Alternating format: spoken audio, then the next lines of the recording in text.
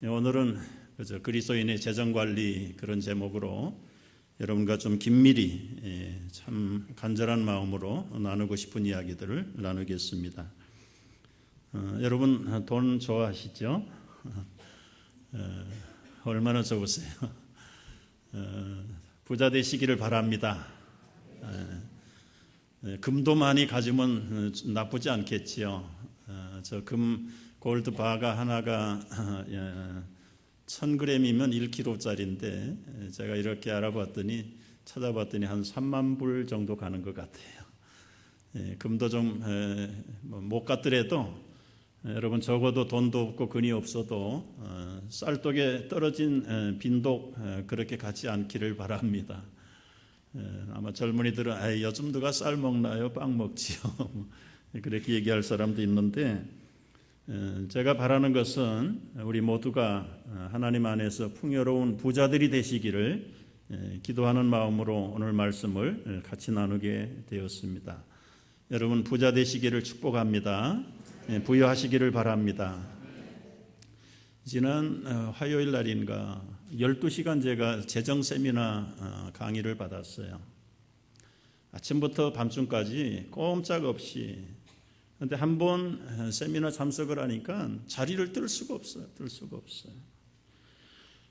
그 강사는 자기의 간증으로 시작을 했어요.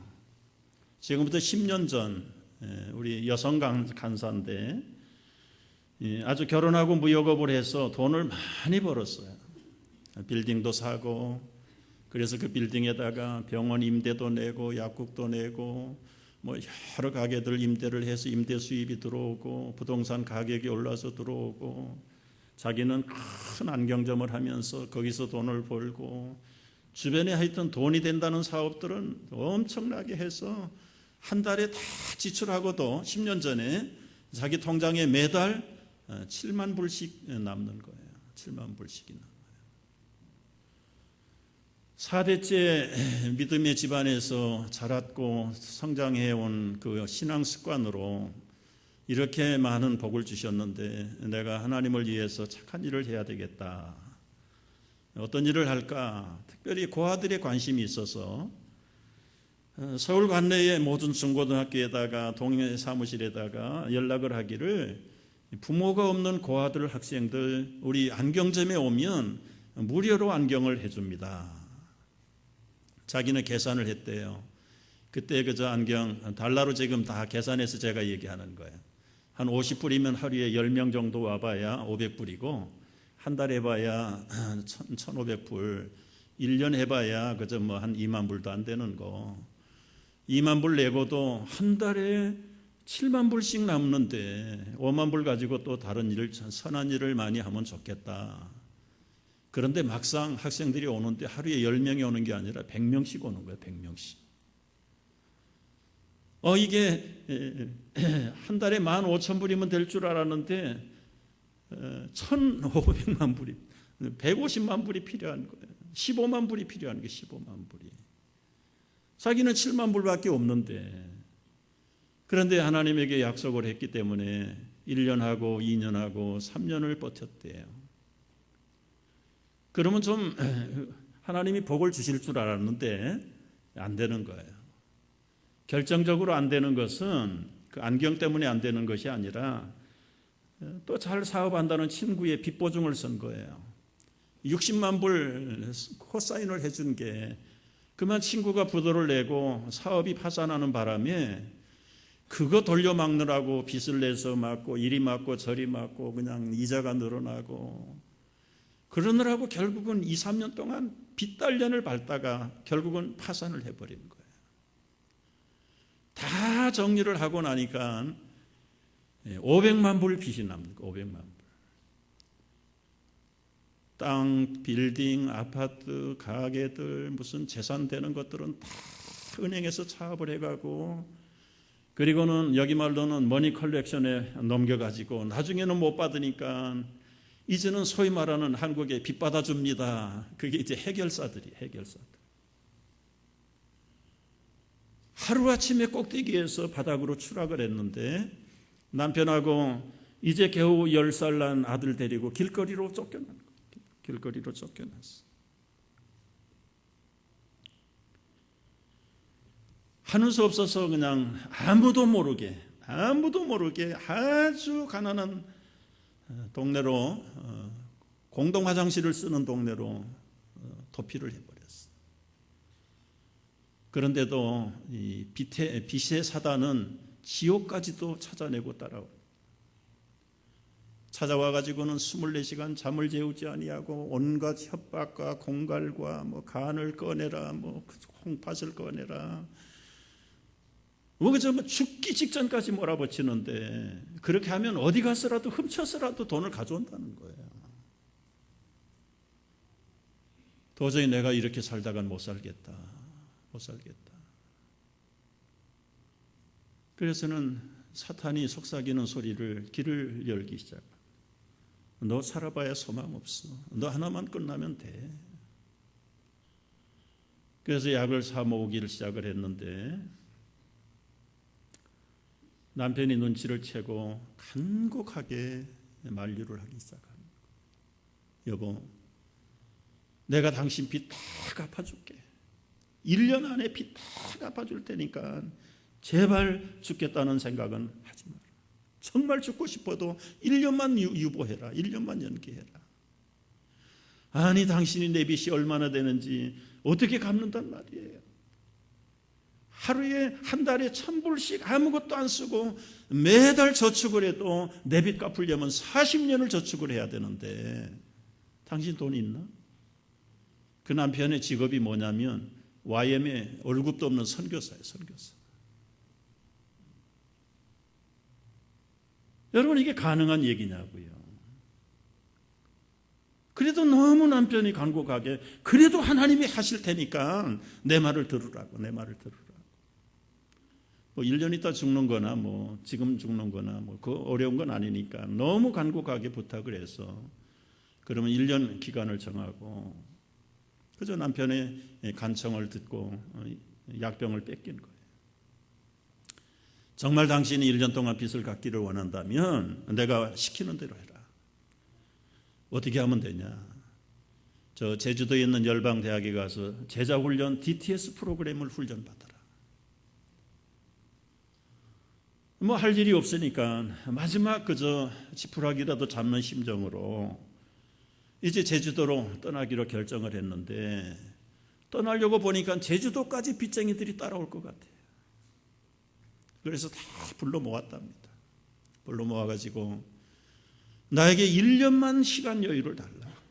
당신들이 이렇게 몰아붙이면 내가 어떻게 재기할 수 있겠냐.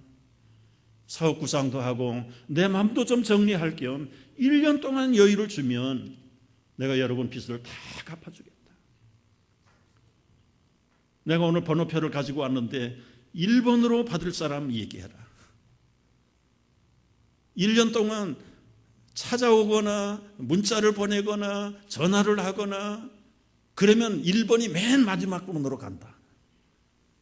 그러니까 서로 그거라도 받으려고 1번, 2번 해가지고는 40몇 번까지 다 나눠줬다는 거예요. 그리고는 다 털어서 겨우 교통비 마련해가지고 제주도를 갔는데 먹을 게 아무것도 없는 거예요. 집도 없고. 아는 선교사 집에 그냥 겨우 방 한 칸 빌려가지고 세 식구가 들어갔는데 쌀 한 봉지 사고 간장 사고 참기름 사가지고 밥을 해서 간장 뿌려서 참기름 비벼 먹는데 깜짝 놀랐다는 거예요. 몇 년 동안 입맛이 죽어버린 줄 알았는데 이렇게 입맛이 살아있었구나. 일단은 잠정적이긴 하지만 빚쟁이들 그늘에서 벗어난 그 자유로움과 해방된 그 홀가분 때문에 그저 살 것 같으래. 얼마나 밥이 맛있는지. 한 달도 채 못 돼서 쌀 떨어지고 참기름 떨어지고 이제 굶기를 시작을 하는데 사람이 그렇게 변덕스러운 존재라는 걸 그때 알았어요. 그 반찬 없이 간장에 비벼 먹을 때만 해도 감사했는데 한 달간 먹다 보니까 쌀도 없다 보니까 또 마귀가 속삭이는 거예요. 너 이렇게 살아봐야 시간만 연장할 뿐이지 소망 없어. 생각해봐. 빚 500만 불에다가 이자 500만 불, 1000만 불을 어떻게 감당할 거냐. 결국은 죽기로 결심을 하고 추운 12월 겨울바다에 뛰어들어서 심장마비로 죽으려고 뛰어들었는데 파도가 치는데 손바닥보다 큰 자기가 좋아하는 해삼이 하나 떠오더래. 본능적으로 해삼을 잡고 보니까 그 옆에 해삼이 즐비하게 있는데 해삼 나는 철도 아니고 해삼이 그렇게 떠댕길 이유가 없어요. 이게 묘하다 해가지고는 막 걷어들여가지고는 배가 고프니까 일단 집에 와서 간장도 없어가지고 소금 뿌려가지고 남편에게 아들에게 자기 실컷 먹고 나니까 배가 좀 부르니까 조금 여유가 생기더래. 뭐 지금 주구나 뭐 좀 이따 주구나 뭐 마찬가지지. 그래서 하는 수 없이 제자 훈련 프로그램에 들어가서 이제 훈련을 받는 거예요. 훈련을 다 마치고 친정이 있는 인천으로 돌아왔어. 사업을 해야 되는데 우리말로 소가 언덕이 있어야 비비지요. 어디 뭐 아무런 근거도 1센트도 없는데 뭘 가지고 하는지. 그래서 하루 종일 기도하고 하루 종일 나가서 전도하고 말씀을 묵상하다 보니까 사업할 생각은 없고 마륵 삼삼을 또 본 거예요. 뭘 먹을까 입을까 마실까 염려하지 마라. 너희는 먼저 그의 나라와 그의 의를 구하라. 그리하면 이 모든 것을 너희에게 더하여 주시리라. 그냥 기도하다가 하나님이 야 인천에 제자학교가 필요하다. 제자학교 만들어라. 제자학교를 만들어. 이 사업하겠다고 올라왔는데 이제는 사업의 길은 보이지 않고 제자학교 만들어서 교장이 됐어. 그런데 남편이 약속한 대로 하나님이 약속한 대로 1년은 지났지만 4년 반 만에 이자까지 합쳐서 1000만 불의 빚을 다 갚았어요. 다 갚고 지금은 서울 강남의 가장 비싼 동네 빌딩을 사고 법인 회사가 하나, 개인 회사가 2개, 그리고는 수많은 샵들이 있어서 얼마나 돈을 많이 버는지. 지금은 모든 그 월급은 소액을 정해서 가족들 쓰고 그리고는 남은 이익금은 전부 회사의 어카운트에 자선단체를 만들어 가지고 지금 선한 일에 쓰고 있고 자기 개인 용돈만 한 달에 5,000불씩을 쓰는데 모자란다. 여러분 궁금하죠? 어떻게 이렇게 4년 반 만에 이런 드라마틱한 일이 일어날 수 있느냐? 제가 이 강사 우리 교회 좀 불러야 되겠다. 모셔야 되겠다. 그 줄을 대봤더니 2년 3년 기다려야 시간이 난다는 거예요. 한국에서는 뭐 정신없이 해외로 뛰고 한국에서 뛰는데 여러분 그래서 너무너무 내용이 우리 실질적인 삶이고 우리의 현실의 삶이라 우리 교인들 하루라도 빨리 듣고 부자 되기를 바라서 여러분 돌아가시면 김미진 재정관리 강의 인터넷 치면은 1시간 반짜리 8개 뜹니다. 8개. 아침부터 밤까지 제가 봤어요. 메모해가면서 봤어요. 가서 들어보세요. 김미진 재정간사 강의. 핵심으로 하나 얘기하면 재정의 기름 부음을 받아야 되겠다. 여러분, 여러분에게도 재정의 기름 부음 받기를 주의 이름으로 축복합니다. 아멘 하신 분이 더 많은 기름 부음 받기를 바랍니다. 제가 이번에 강의 그리고 뭐 저의 작은 경험이 있지만 경험들 그리고 미국 안에도 수많은 이런 이 마력 삼삼을 통해서 하나님 나라의 재정에 기름 부음 받은 사람들의 책이 있어요. 재정원칙의 80가지 기적이라는 책을 제가 왜 11조를 해도 풀리지 않나요? 그런 책도 있고요. 그걸 한 주간 동안 탐독을 하면서 우리 교우들에게 정말 이 재정관리의 엑기스만 오늘 나눠야 되겠다. 여러분 그 책을 다 구해서 읽으면 좋을 것 같아요. 우선 돌아가서 그분의 인터넷에서 한번 강의를 들어보세요.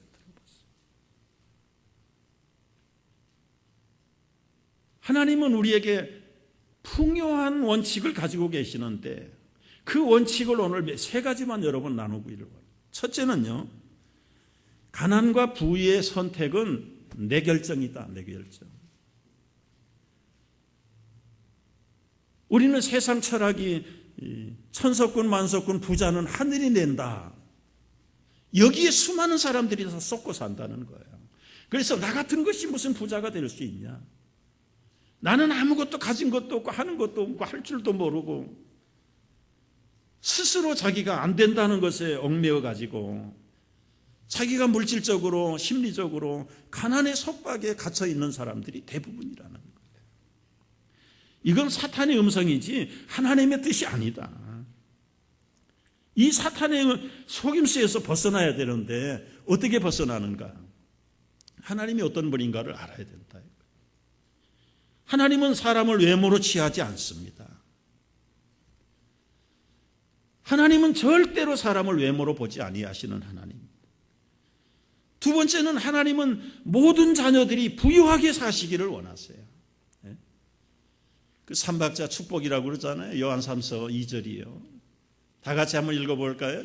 사랑하는 자여 내 영혼이 잘됨과 같이 내가 범사에 잘되고 강건하기를 내가 간구하노라. 이 하나님은 당신의 자녀들이 다 부유하게 살기를 원하세요. 뿐만 아니라 하나님은 누구에게든지 재물 얻을 능력을 주셨습니다. 믿으시기 바랍니다. 건강 주셨지요. 무엇이라도 할 수 있는 능력을 사람마다 다 주셨는데 그 능력을 우리는 묻어버리고 사장시키고 못한다고 스스로 매장시키는 데서 가난하게 될 뿐이라는 것이죠. 부유하게 하시기를 원하시는 하나님이 여러분을 향하신 뜻인 것을 분명하게 이 기본적인 하나님과의 관계를 회복할 수 있게 되기를 축복합니다. 두 번째 원칙이 있습니다. 두 번째 원칙은 그러면 누구에게 이 부를 재물을 맡기는가? 믿음을 갖춘 자, 하나님의 마음에 합한 자에게 이 재물을 맡기는 거다. 여러분 이건 제자 훈련 안 해도 우리가 평소에 들어서 배워서 다 알고 있는데요. 이 간사라는 분도 평소에 이걸 알고 실천도 했어요. 아담한 교회를 섬기면서도 누구보다도 헌금에 앞장섰고 그저 바치는 일에 철저하게 섰는데 결과가 뭐냐? 자기가 바닥에 떨어져서 제자 훈련을 받으면서 말씀 앞에서 자기를 검토해 봤더니 자기는 받을 만한 그릇인 줄 알았는데 아니더라는 거예요. 머리로는 이해를 했는데 정말 심장으로 그 영혼의 인격으로 하나님의 말씀대로 정말 하나님이 인정하는 그런 믿음으로 살았는가? 깊이 생각할 것도 없이 얼핏만 생각해도 절대로 아니더라. 너무 가식적이고 인위적이고 그냥 사람들에게 형식으로 철저하게 회개하면서 하나님을 좀 더 알아가는데 하나님이 어떤 분인가? 하나님은 세상의 물질을 다스리는 분이다. 은과 금이 다 내 것이라고 여호와께서 말씀하셨다. 그런데 이 은과 금을 어떤 사람에게 맡기는가?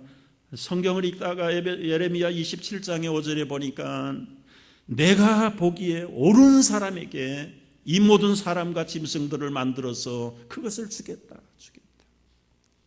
하나님의 능력과 그리고 하나님의 쳐든 팔로 땅에 있는 지상에 있는 모든 사람들과 짐승들을 내가 보기에 옳은 사람에게 믿음이 가는 사람에게 준비된 사람에게 그걸 주겠다.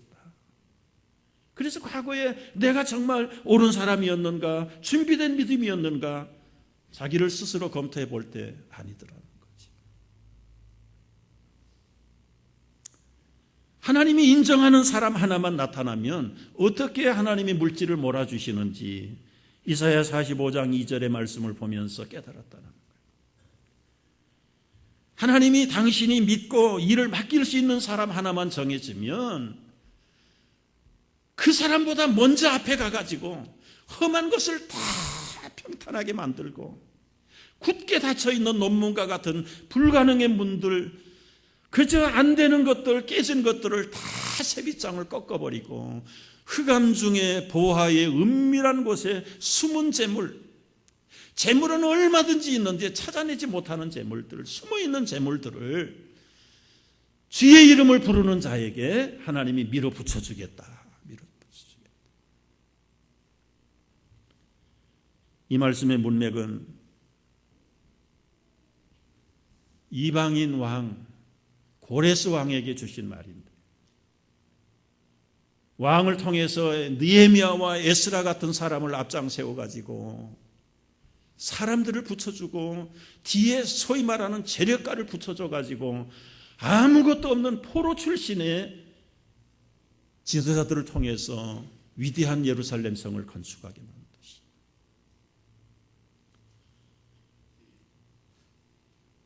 그래서 이 재물 관리를 연구하는 사람들은 사람을 네 종류로 나누는데요.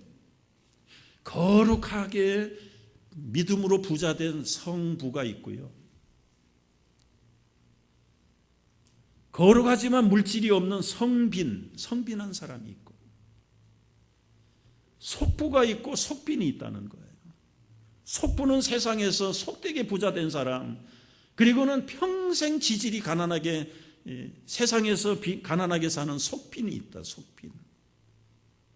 근데 하나님은 이 거룩한 성부를 붙여가지고 성빈을 통해서 일을 하는 거예요. 여러분, 이 성빈이 느헤미야, 에스라 같은 사람이 성빈. 하나님의 마음에 합한 사람은 합한 사람인데 돈이 없잖아요. 물질이 없잖아요. 그러니까 그에게 고레스 같은 왕을 붙여주는 거예요. 왕을 붙여. 여러분, 이게 하나님 나라에 하시는 하나님의 법칙이에요. 선교사, 때로는 목회자들, 전도자들을 통해서 여러분, 그들은 아무것도 가진 게 없어요. 그런데도 불구하고 하나님이 그들을 마음에 합한 자라고 인정하면 멀리 있든 가까이 있든 어떤 사람을 붙여서라도 하나님의 뜻을 기억코 이루시고 성취하시는 하나님이신 줄 믿으시기 바랍니다. 이런 강의를 할 때 꼭 덧붙이는 얘기가 있더라고요. 나는 성부가 돼야 되겠다. 아멘 하시기를 바랍니다. 그 순간의 결단이 자기 운명을 바꿔놓는데 자기가 그런 사람이었다는 거예요. 내가 어떻게 하나님의 거룩한 부자, 어떻게 거룩한 성부가 될 수 있을까? 재정 강의를 통해서 배운 것 나누는데요. 마음에 합한 사람, 하나님이 옳다고 인정한 사람, 쉬운 말로 믿음으로 준비된 사람, 도대체 믿음으로 준비된 사람이 어떤 사람이 믿음이 준비된 사람이냐? 네 가지. 여러분 적어야 돼요. 적어야 돼요. 첫째는 하나님의 음성을 듣는 사람. 하나님을 철저하게 순종하고, 세 번째는 철저하게 신뢰하는 사람, 그리고는 하나님께 인정받고 위탁받는 삶이 되어야 되는 거예요. 여러분이 하나님의 음성을 듣는 법은 우리 모두에게 다 필요합니다. 신비한 방법이 아니에요. 하나님의 음성이 무슨 신비한 방법으로 들리는 건 아니죠. 하여튼 다양하게 들려요. 다양하게 들리는데 이건 우리 모든 그리스도인들이 하나님의 음성을 듣는 훈련을 해야 돼요. 어떤 사람이 하나님의 음성을 듣는가? 말씀을 많이 읽는 사람, 말씀을 많이 묵상하는 사람, 기도를 많이 하면 우리 속에 순수하지 못한 것들이 자꾸 나가요. 자꾸 나가요. 마음이 청결하면 하나님을 볼 것이다 그랬어요. 부정직하고 더럽고 욕심으로 육체의 정욕으로 가득 찬 사람은 하나님의 음성이 들리지 않아요. 아무리 마이크를 대고 얘기해도 안 들려요. 못 들어요. 그래서 이 제자 훈련하면서 이 하나님의 음성을 듣는 법을 훈련을 하는데 마치 기드온도 이런 훈련을 거쳤어요. 겁이 많고 자기를 사사로 쓰겠다고 하시니까 절대로 그런 일 없습니다. 그래도 하나님이 놓치지 않고 계속해서 내가 너를 사사로 쓰겠다 음성을 말하니까 하나님 정말 나를 사사로 당신이 부르셨는지 내가 시험해 보겠습니다. 양털 한 뭉치를 가지고 나와가지고 하나님의 음성이 진짜라면 오늘 밤에 이 양털에 이슬 내리고 땅에는 보송보송하게 해주세요. 그 다음날 갔더니 물을 짤 만큼 양털에만 이슬이 가득하고 땅이 말랐어요. 하루 가지고 다. 그 다음날 또 시험합니다. 반대로 해주세요. 그 다음날은 양털만 뽀송뽀송하고 온 땅이 이슬이 한 거네. 부족하고 용기가 없고 믿음이 없는 기드온이지만 거기서 손을 들고 이게 하나님의 음성이다. 그리고 사사로 쓰임을 받는 사람입니다. 여러분, 우리가 하나님의 사람이 되기를 바란다면 하나님의 음성을 듣는 훈련이 필요해요. 그래서 말씀을 묵상하고 정말 나를 비워내면서 철저하게 하나님의 영이 말씀이 나를 지배하도록 그렇게 하시는 사람에게는 하나님의 음성이 들리는, 하나님의 음성을 듣는 여러분 되시기를 바랍니다. 하나님의 음성이 들리면 그 들리는 음성의 두 번째는 순종을 해야 돼요. 순종. 여러분, 나를 가장 잘 아는 사람은 나를 만드신 하나님이 나보다 더 잘 알아요. 여러분, 우리는 눈 밑에 붙어있는 얼굴도 못 보고 코도 못 보는 사람들입니다.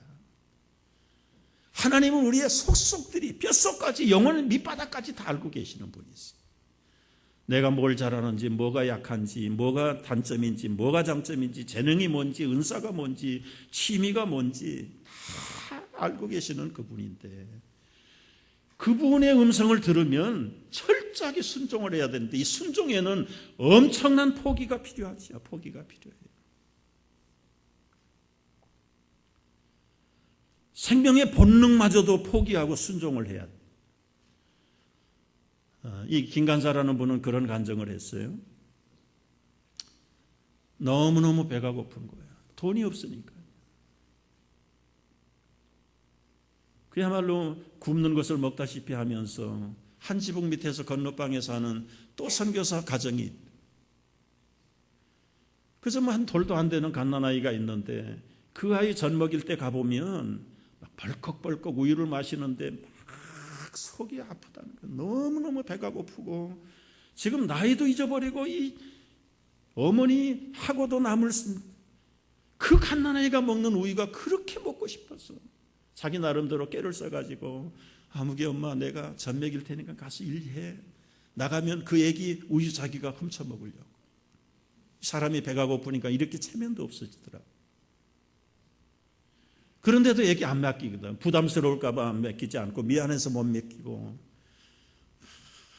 그 우유 하나가 얼마나 먹고 싶은지 배가 너무너무 고픈. 그런데 며칠 있다가 그 가난한 선교사 집에도 돈이 다 떨어지고 그 애기 우유 살 돈이 없어. 이제 애기가 배를 곪고 있는 거예요. 초등학교 저학년인 아들이 기도를 하는데 하나님 건너방에 사는 그 아이 배고프지 않도록 우유 주세요. 우유 주세요. 지도 지금 배가 고파가지고는 힘도 없는데 그걸 보면서 이제 온 가족들이 양쪽 가족들이 그냥 당장의 어린아이 우유 달라고 하나님께 매달려 기도를 하는데 우유는 없고 돈도 없고 뭐 있는 쌀 없는 쌀 긁어가지고 물을 넣어가지고 그걸 물을 만들어가지고 애기에게 먹이면서 며칠을 지나는데 기도하다가 새벽에 나가보니까 옆집하고 자기 집 중간에 우유병 하나가 놓여 있더래요. 아, 이게 할머니네 우유구나. 건너집에 우유인 줄 알고 아휴, 그냥 들어왔는데 기도하면 우유병이 왔다 갔다 왔다. 그거 자기도 훔쳐먹고 싶고 애기도 먹이고 싶은데 이건 분명히 남의 거 훔치면 하나님 기뻐하지 않을 거고 하루를 견디고 이틀을 견디는데 더 이상 견딜 수가 없어서 훔쳤대요. 그리고는 애기한테 갖다 먹인 거예요. 자기 먹고 싶지만 애기한테 갖다 먹인 거예요. 한 3일을 갖다가 먹였는데 기도할 때마다 양심이 갇히게 되고 괴로운 거예요. 할머니 집을 찾아갔답니다. 할머니, 내가 하나님한테 이실 짓고 하러 왔어요. 용서해 주세요. 내가 우유를 훔쳐간 사람입니다. 우유가 뭔데? 나는 우유 알러지가 있어서 근처도 못 가. 이게 무슨 생벼락 같은 얘기를 하는 거예요. 그 할머니 우유가 아닌 거예요.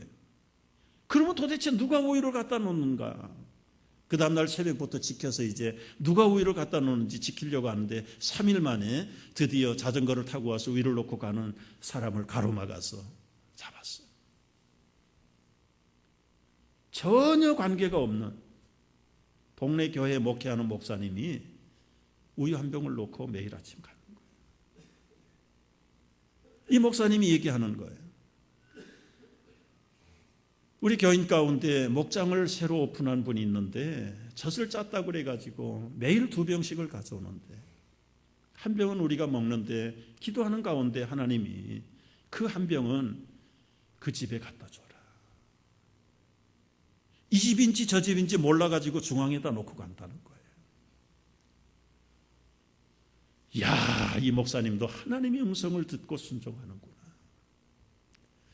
이런 크고 작은 일들을 통해서 하나님을 신뢰하고 하나님께 순종하는 법을 배우기 시작하는 거예요. 여러분이 순종은 어떻게 배우는가? 히브리서 5장에 보면 예수님도 고난을 통해서 순종을 배웠다고 그랬어요. 고난을 통해서. 여러분 지금 시련 가운데 있습니까? 고난당하고 있습니까? 그게 하나님이 여러분을 순종의 학교에 넣었다고 믿고 순종하시기를 바라요. 그렇게 받아들이고 나니까 이게 죽을 맛이 아니라 소망이 있구나. 하나님이 나를 훈련시키셔서 순종의 사람으로 쓰시려고 하는구나.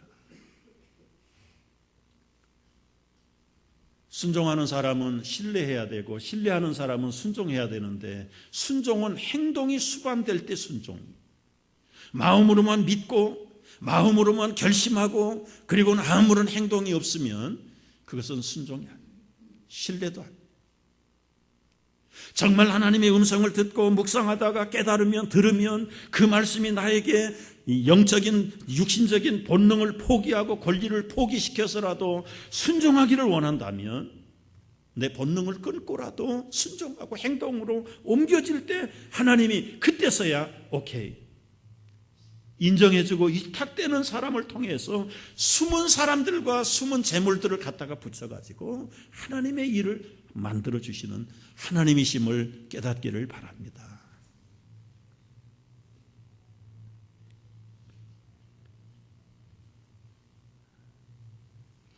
여러분 여기 한 가지 짚고 넘어가야 될 것은 믿음으로 산다는 것은 하나님 신뢰하고 순종하는 것이라고 했는데요.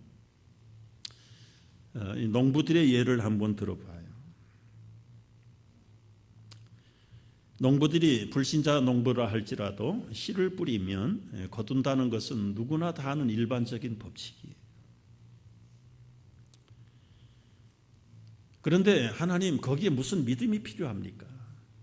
불신자들도 하나님 안 믿어도 갖다 뿌리면 그죠? 열심히 가꾸고 근면하면 수수하고 부자 되고 그 일반적인 법칙이에요. 근데 하나님이 일반적인 법칙 위에다가 하나님의 법칙을 적용하는 거예요. 예를 들어서 이 하나님의 일반적인 법칙임에도 불구하고 믿음 좋은 잘못된 믿음이긴 하지만 이런 농부가 있다고 가정을 해보세요. 하나님, 내가 오늘 씨 뿌리러 이 밭에 나왔습니다. 그러나 맨손으로 왔습니다. 내가 믿음으로 씨를 뿌리고 기도하고 땅 밟고 기도하고 갑니다. 새벽마다 와서 땅 밟기 하고 기도하고 씨는 뿌리지 않겠습니다.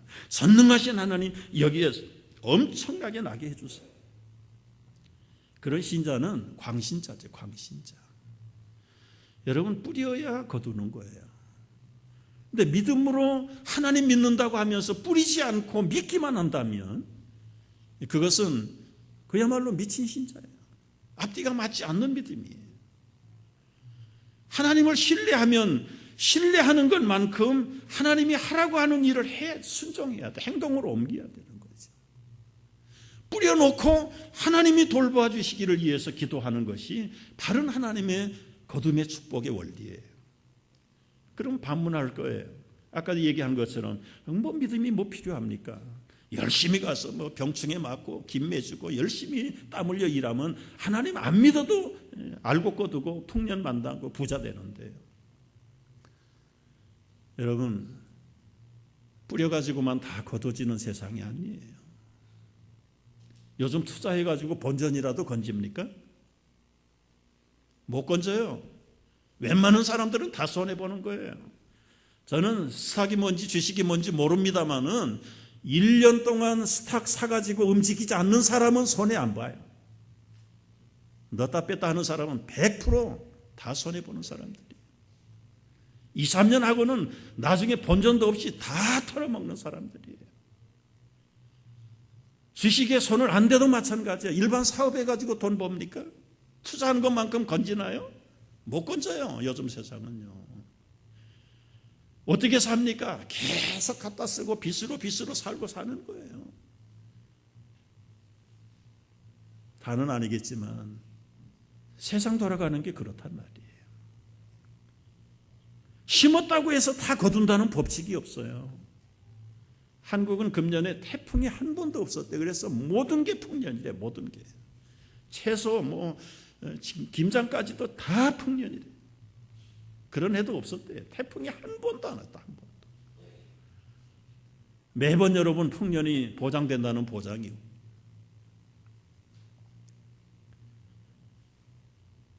그렇다고 여러분 안 심고 어떻게 거두겠느냐 말이에요.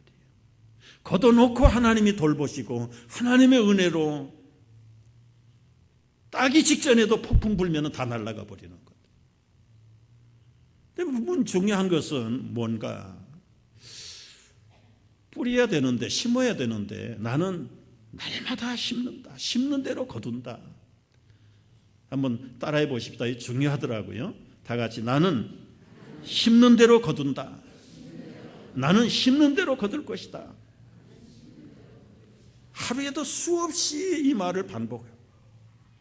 그리고는 뭔가 심어야 돼요. 심어야 돼요. 심지 않고 뭘 거두느냐 이거예요. 문제는 뭘 심을까? 언제 심을까? 어떻게 심을까?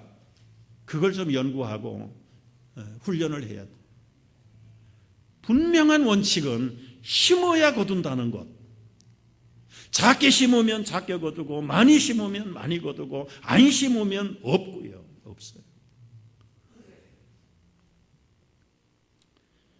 그런데 어떻게 심어야 되는지요?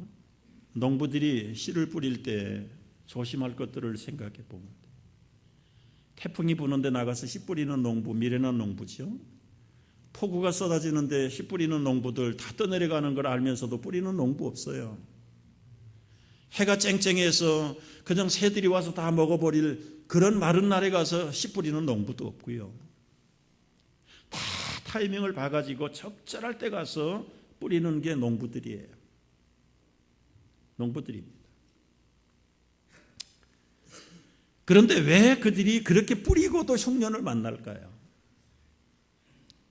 자라게 하시고 거두게 하시는 분이 하나님이라는 사실을 인정하지 않기 때문에 그래요. 자기가 근면하고 머리 써가지고 요령 부려가지고 최소한 전략한다고 해서 다 부자 된다면 부자 못 될 사람이 누가 있어요? 그런데 안 된다니까 일반 법칙대로 해가지고요. 그런데 거기 하나님의 법칙이 뭐냐? 하나님의 법칙이 들어가야 돼요.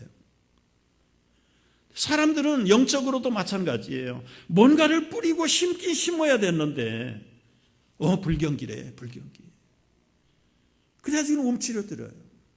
안 해요. 투자도 안 해. 그래서 해봐도 안 된대. 자기가 해봤나? 다른 사람이 해봤는지 안 해봤는지 소문만 듣고 미리 겁이 나서 안 해요. 이런 핑계 저런 핑계를 대고 옴짝달싹을 안 하고 그리고 때가 되면 거두기를 위해서 기도하고 믿음으로 기다리는 게 그게 바른 믿음이냐. 여러분 불경기에 조심할 게 있어요. 불경기는 언제가 불경기입니까? 아담이 에덴 쫓겨나면서부터 불경기라는 거 여러분 아시죠? 주님 오실 때까지 불경기입니다. 뭐 오늘만 나쁘고 요즘만 나쁜 게 아니에요. 20년 전에도 나빴고요. 30년 전에 왔던 사람들도 그때는 최고의 불경기였어요. 아브람 때도 불경기고 이 아들 이삭 때도 불경기였어요. 여러분 성경에 보면은요, 아브람 때에 첫 흉년이 들더니 이삭이 사는 그 땅에 또 흉년이 왔어요. 믿음이 없어서 불경기가 아니에요. 불경기가 되면 조심해야 될 게 뭐냐면 불경기다, 불경기. 그러면 우리 그리스도인들에게 맨 먼저 나타나는 증세가 헌금을 줄여야지, 헌금을 줄여야지. 이것은 스스로 자기의 축복의 그릇을 깨는 것이다. 왜 깨는지는 이따가 말씀을 우리가 검토를 해봐요. 여러분 한국이 가난하고 못 살 때 미국에 가면은 금덩어리가 달러가 길거리에 굴러다니는 줄 알고 제 친구는 이민 왔대요. 그래가지고 여러분 미국 가가지고 폐병이 걸렸다는 얘기 들어보셨어요? 결핵 수용소에 감금이 돼가지고 천시만고 끝에 뭐 집도 사고 수영장 달린 집도 사고 뭐 건물도 사고 상가도 사서 LA에서 잘 사는데 요즘은 거꾸로 됐어. 한국이 잘 산대. 그러니까 전부 이제 한국으로 몰려가는 거예요. 여러분 뉴욕이 불경기래. 저 조지아 아틀란타가 좋대. 우리 떠난 교인들도 많이 있죠. 아틀란타가 늘 호경기입니까? 어느 교회 거기 큰 교회 목사님 들어보니까 일주일에 5가정씩 성결 예배 드린대 계속. 그래도 뉴욕밖에는 없대.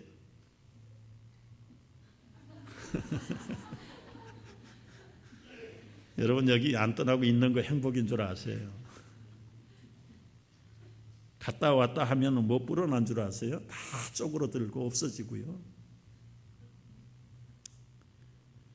한번 창세기 26장 보세요. 아브람 때 첫 흉년이 들었죠. 이삭이 사는 그 땅에 흉년이 들었어요. 하나님이 말씀하세요. 애굽으로 내려가지 말라. 내가 너에게 지시하는 땅에 거주하라. 그래서 이삭이 그렇게 그 땅에 떠나지 않고 거주했어요. 여러분 하나님이 약속하신 땅에 흉년이 왔다. 왜 흉년이 왔는지 이유는 모르지만 하나님의 비밀이 있고 계획이 있다는 걸 알아야 돼요. 하나님이 허투루 마투루 하는 인도하시는 분이십니까? 하나님이 오라고 해서 다 버리고 온 아브람, 심지어 자기 이삭까지 찔러서 번제물로 바쳤던 아브람, 그런데 왜 불경기를 줘요? 왜 흉년을 줘요? 그렇게 순종했던 이삭이 농사했는데 흉년이 됐어요. 여러분 이삭이 믿음이 모자란 사람입니까? 그 하나님의 계획이 뭔지 아세요? 3절 말씀에 보면 이 땅에 거류하면 내가 너와 함께 하겠다. 창세기 26장 3절. 내가 내게 복을 주고 내가 이 모든 땅을 너와 내 자손에게 주겠고 내가 네 아버지 아브라함에게 약속하신 것을 이루어서 내 자손으로 말미암아 천하의 만민이 복을 얻는 복의 채널을 만들어 주겠다. 이게 하나님이 흉년을 통해서 이삭을 시험해보고 인내하고 하나님을 신뢰하게 하시는 하나님의 숨은 계획이 거기 있다는 사실을 깨달아야 돼요. 이삭이 참 순종의 아들이었죠. 아버지에게도 순종하고 하나님께도 순종하더니 다 애굽으로 이민 갔는데 그는 흉년의 땅을 지키면서 하나님 앞에 믿고 그 해에 농사했다고 그랬죠. 12절 한번 같이 읽어볼까요? 12절 시작. 이삭이 그 땅에서 농사하여 그 해에 100배나 얻었고 여호와께서 복을 주심으로 그 사람이 창대하고 왕성하여 마침내 거부가 되었다. 거부가 되었어. 여러분 1년은 흉년을 만났지만 순종하고 그 땅에 말씀대로 씨를 뿌려 농사를 지었더니 그 전에 흉년 만난 것까지 다 리커버 해 주시는 거예요. 100배를 얻겠대. 100배를. 그것뿐만 아니라 모든 짐승도 왕성해서 거부가 되게 만들어 주시고 여러분, 하나님의 축복은 어느 도시에 있는 거 아니에요. 어느 나라에 한정되어 있는 거 아니에요. 하나님의 명령대로, 말씀대로 믿고 순종하고 행동하는 자에게 하나님의 복이 있을 줄로 믿으시기 바랍니다. 심는 원리는 너무너무 무궁무진한데요. 제가 다 시간이 없어서 그냥 타이틀만 소개하고 넘어갈게요. 좋은 땅에 심어야 됩니다. 마구잡이로 심는다고 되는 것도 아니고요. 좋은 땅에 심어야 돼. 우리 마음이 옥토의 땅이 돼야 돼. 여러분, 옥토의 땅에다가 믿음을 심으십시오. 풍세를 살피지 말고 씨 뿌려야 됩니다.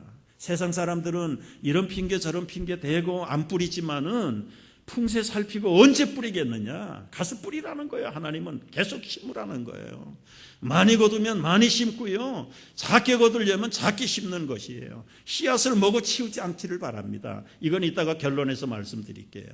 울면서라도 씨를 뿌려야 돼요. 뿌리고 나면 기쁨으로 단을 거둘 줄로 믿으시기 바랍니다. 여러분, 성경은 흩어뿌리라고 말해요. 흩어뿌리라는 말은 가난한 사람, 받을 것이 없는 사람들에게 그냥 구제하라는 얘기예요. 온전하게 뿌려야 돼. 온전하게요. 눈가림으로 뿌려가지고 되는 거 아니다. 즐겁게 뿌리고 자원하는 마음으로 뿌려라. 그 외에도 수십 가지가 있는데, 여러분, 기회가 되면 제가 보강해 드릴게요. 문제는 우리가 뿌려야 될 씨는 무엇일까? 이게 오늘 결론이고 본론이에요. 여러분, 무슨 씨를 뿌려야 될까요? 오늘 성령께서 본문 10절을 통해서 말씀하세요. 10절 한번 같이 읽습니다. 심는 자에게 씨와 먹을 것 양식을 주시는 이가 너희 상을 심는 것을 주사 풍성하게 하시고 너의 의의 열매를 더하게 하시리니. 여기 두 가지를 주셨는데 뭘 주었어요? 씨와 먹을 양식을 주셨다. 심는 자에게 씨와 먹을 양식을 주셨는데 이 씨와 먹을 양식은 뭔가? 쉽게 얘기하면 한 달 동안 수고해서 여러분이 받은 한 달 인컴, 수입, 그게 씨와 먹을 양식이다. 근데 그 인컴 안에는 두 가지가 있다. 분명히 씨가 있고 먹을 양식이 있다. 그 씨는 뭐냐? 심으면 다시 나는 게 씨다. 먹을 양식은 그 씨를 빼놓고는 먹고 생활하는 데 써야 되는 것이다. 그 씨가 뭘까요? 씨가 뭘까요? 11조입니다. 11조. 11조는 여러분, 우리가 벌어들인 것 중에 10분의 1이 11조가 아니라 하나님이 하나님의 것으로 맡겨주신 거예요. 맡겨주신 거. 내가 벌었는데요. 내가 잠자지 못하고 먹지 못하고 고생해서 벌었는데요. 왜 하나님께 씨를 드려야 됩니까? 왜 11조를 바쳐야 됩니까? 여러분 버리셨나요? 하나님이 건강 주셨죠. 능력 주셨지요. 하나님이 한 번만 삐끗하면 끝나는 거예요. 한 번 삐끗하면 끝나는 거예요. 여러분, 일어나서 현기증으로 어지러워서 문에 딱 부딪혔는데 평생 몸을 쓰지 못하는 그런 우리 교우들도 제가 봤잖아요. 출근하다가 사고 한 번 났는데 평생 자기 몸을 가누지 못하는 사람도 있다. 사랑의 하나님이 대부분 다 그렇게 안 하니까 그건 당연한 것이다. 천만에요. 하나님이 우리가 땀 흘리고 아무리 부지런하게 벌어도 그 인컴 안에는 하나님의 씨가 있고 먹을 양식이 있다. 잘 몰라서 구체적으로 수치를 가지고 얘기해 봐요. 한 달에 3,000불, 4,000불 샐러리를 받는다. 그러면 씨가 얼마입니까? 300불, 400불은 하나님의 씨다. 이것이. 그 씨는 심어야 다음에 30배, 60배, 100배 결실을 거둘 수 있는 시드마니가 바로 이 씨, 11조다. 11조. 그리고 나머지 2,700불이든 3,700불이든 나머지 가지고 먹고 살고 생활하고 먹을 양식으로 쓰라는 거예요. 그런데 양식이 부족하다고 그 씨까지 종자까지 먹어버리면 그 다음에 심을 것이 없다. 심을 것이 없다. 여러분, 가난한 농민들, 인디언들 아무리 배가 고파도 그 처마 밑에 주렁주렁 매달아는 곡식들, 그건 내년 봄에 심을 종자기 때문에 절대로 손대지 못합니다. 만약에 금년에 먹고 죽겠다고 하면 그거 다 꺼내 먹어야지. 먹고 나면 내년은 심을 게 없는데, 먹을 게 없는데 어떻게 삽니까? 아무리 배가 고파서 죽어가는 한이 있어도 그 종자는 손을 대지 않는 게 농부들이에요. 여러분, 우리가 왜 잘 되다가 안 되는가?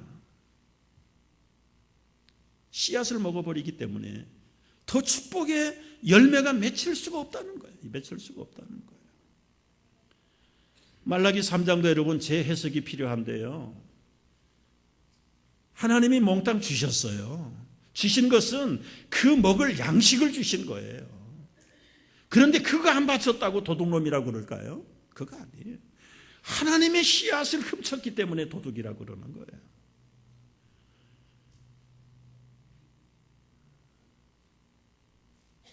여러분, 이제 문제는 여기서 정리를 하고 넘어가야 됩니다. 아까 4년 반 만에 1,000만 불의 빚을 갖고도 지금은 재벌이 돼가지고 있는 그런 간사의 이야기나, 제가 이 목장 칼럼에 소개했던 밀턴 스캇이라고 하는 106세 된 할아버지의 간증이나, 제가 가지고 있는 책을 보니까요, 550개 미국 TV 채널에서 성경적 경제학의 원리를 강사하는 존 아반지라고 하는 박사가 있어요. 이분이 쓴 책에 보면은 이 책 제목이 이거예요. 왜 11조를 해도 안 풀리죠? 왜 11조를 했는데 안 풀리는가? 아까 얘기했던 그 재정 강사의 간증도 그렇고, 이 존 아반지 교수도 마찬가지. 똑같은 얘기를 하는데, 정말 온전한 11조를 했는가? 그렇다면 하나님은 절대로 거짓말 하시는 분이 아니다. 그리고 자기들을 돌아보면 나는 절대로 온전한 11조 안 한 사람. 작은 것들은 하고 큰 것들은 다 삼켜버리고. 이 김 간사가 한 고백이에요.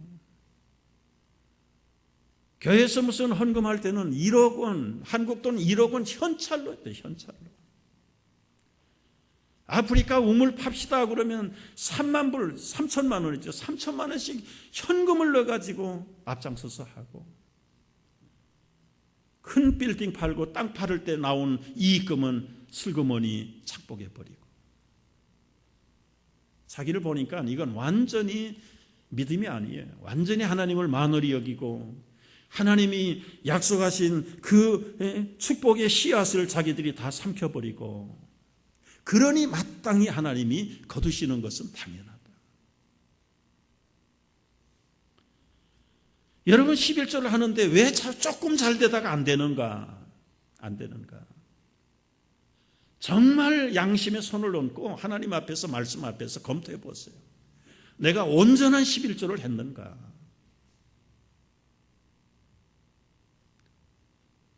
형식적으로 눈가림만 하다가, 하나님을 만홀히 여기다가, 하나님이 더 몇 개 줘봐야 앞날이 더 안 될 것 같으니까 거기서 그만 다 거둬가시는 거예요. 여러분, 하나님의 본심은 뭘까요? 하나님의 본심은 힘들고 그 해결사들에게 협박당하고 그야말로 이 간이라도 쓸기라도 꺼내다가 팔아서 빚을 갚아야 되는 그런 자녀가 되기를 원하는 게 하나님의 본심일까요? 그건 아니잖아요.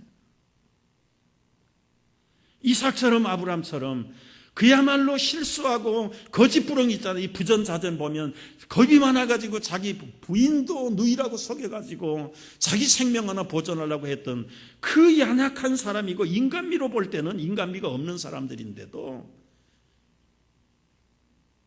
야곱은 어떤 사람입니까?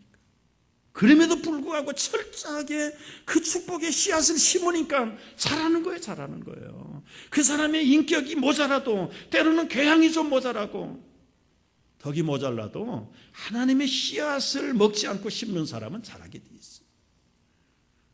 그런 눈으로 보니까요, 존 라카펠러 같은 사람은 미국 국회가 2년 반 동안 그 사람의 인격을 믿지 못해서 자선기관 단체에 허밋을 못 줬던 사람이에요.